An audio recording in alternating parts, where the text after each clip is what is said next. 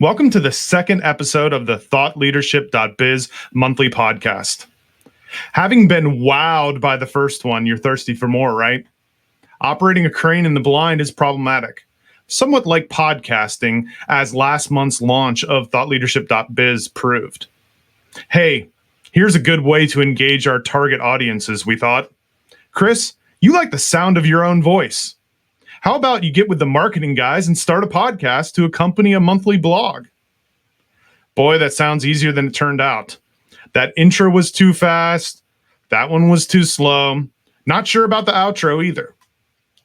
I'll use this platform to educate, inform, and entertain audiences, I said. I've got to read from the script without stumbling on my words first. And the backdrop. One color clashed with my shirt, the other with a jacket. In fact, we'll just ditch the jacket. I'm not even going to go wear one next time. I might sit down next time too. Don't even get me started on subtitles. Subtypos, you mean? Also confined to history, as you'll see. Eventually, intro on point. Outro even better. The bits in between capture the essence too. Listeners got it. 2 myths cut into pieces rather than the first 10 edits of this podcast. Cameras are tower crane products as a myth, and cameras check up or pry on workers. Ugh. The good news is people say podcasting gets easier the more you do it. Thank goodness. Even better news. When Lift Hoist International, also known as LHI, magazine came knocking recently, they wanted me to write an article, not actually speak one. You can check it out on their upcoming January-February 2021 edition, but I wanted to tease it here and touch upon some of the key takeaways. The overarching theme was to reiterate the point that no matter the environment, hundreds of feet in the air or at ground level, operating a crane or heavy equipment in the blind is dangerous. And cameras are for any application involving big, heavy, large, and or even critical loads, especially where an operator is working in the blind. As I wrote, at the location of the crane or the lift in isolation is not gathering enough intelligence by which to assess the requirement for crane cameras or heavy lifting equipment cameras. Actually, it all depends on what the operator is trying to do and his or her ability to actually accomplish it. What is interesting about the LHI article is that it has a healthy readership in a marketplace that is more familiar with electric overhead traveling or EOT cranes and hoists versus tower, mobile, and truck cranes. More than that, it specifically targets end users. Think about it.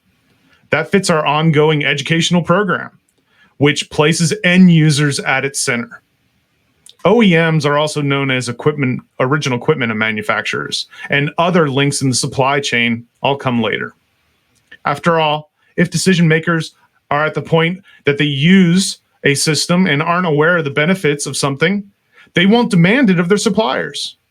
The fixation with cameras as a tower crane product has led to an incorrect assumption that a monitor needs to be positioned in a cab. In my first draft of the article, I said this assumption was effed up, to say the least. But my colleagues told me to edit that one out. It was a bit too loaded, they suggested. Okay, but I stand by the comment. This is my podcast after all. You can imagine what they said when I wanted to include a sentence claiming there is a dying breed that still say the best way to operate a crane is to feel it shaking under their ass. My editor's red pen was out again. I hope they're not listening right now. Seriously, though, a monitor's positioned where the operator is, and it doesn't have to be in a box with windows. They might be in a cab, yes, but they could also be in a pedestal on a shop floor. They may also be in a control room, or a belly box could be utilized as they roam around a shop floor or along a production line. A belly box is likely to be used on a pedestal too, which is why we're driving integration of our camera systems into such remote controls, as well as those utilized in other control rooms. A podcast for another day, perhaps? Remember, and I repeat, cameras are for any application. involving big, heavy, large, or hazardous and critical loads where an operator is working in the blind. As our podcast gains listeners and our articles command the attention of wider readerships, we'll continue to plot our progress, much like other providers of operator aid equipment. As I told the LHI readers, it's necessary to differentiate ourselves from safety device manufacturers because they'll largely lead directly to automatically to a cessation of the operation of the heavy lifting equipment. We're providing a situational awareness product so that people can make better, more informed decisions at the controls. In conclusion, it's clear that crane camera systems, and heavy lifting camera systems for that matter, are inherently beneficial whenever and wherever operators are working in the blind.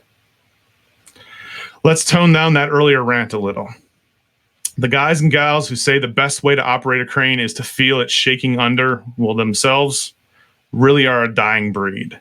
Thankfully, though, the world is changing.